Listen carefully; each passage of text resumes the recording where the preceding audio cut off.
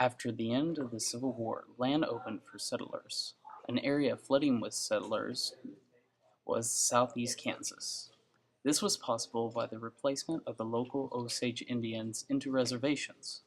Most settlers came from Middle European countries. A group of those settlers, named the Benders, decided to settle in Labette County, just north of Cherryville, Kansas. This family consisted of Pa Bender, Ma Bender, Junior, and Kate.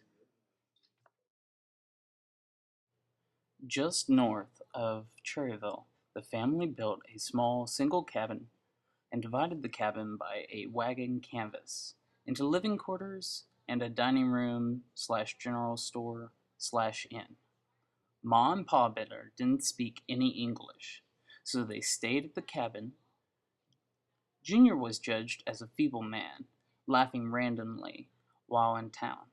However, Kate became popular in the area, becoming known as a self-proclaimed healer and psychic, giving lectures on spiritualism and the afterlife. This caused her to become well known in the surrounding community. Things seemed to be normal until multiple disappearances began to occur along the Osage Trail running next to the Bender's Store Inn. Most of these disappearances were blamed on local Indians.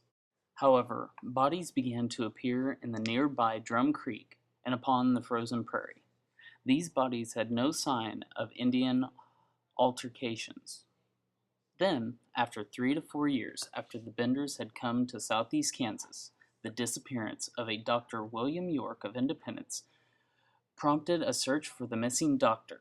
Leading the search was Dr. York's brother, Colonel Ed York, who was stationed in Fort Scott. Searching the area, going to house, they were determined to find the doctor. When the search party arrived at the Benders, they discovered the wagon and a team of horses were missing. The local livestock were almost starved to death, and the house, they discovered, was deserted and empty. The only thing left in the house was the stench of rotting flesh. The source of the smell was dry blood and flesh that was left at the bottom of a trap door under the house. So the search party started to search the entire property, and within a few days they had discovered a total of at least 10 victims, including a little girl and numerous severed body parts in the orchard.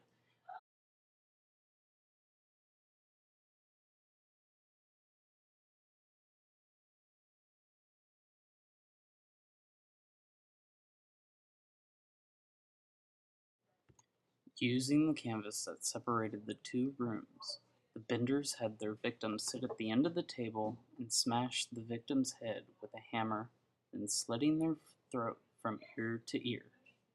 The Benders were thought to have murdered these victims for their money and possessions. The search for the murdering family went on. However, even with the $2,000 reward posted for the 4 fugitives, they disappeared into the Kansas landscape, just like their victims.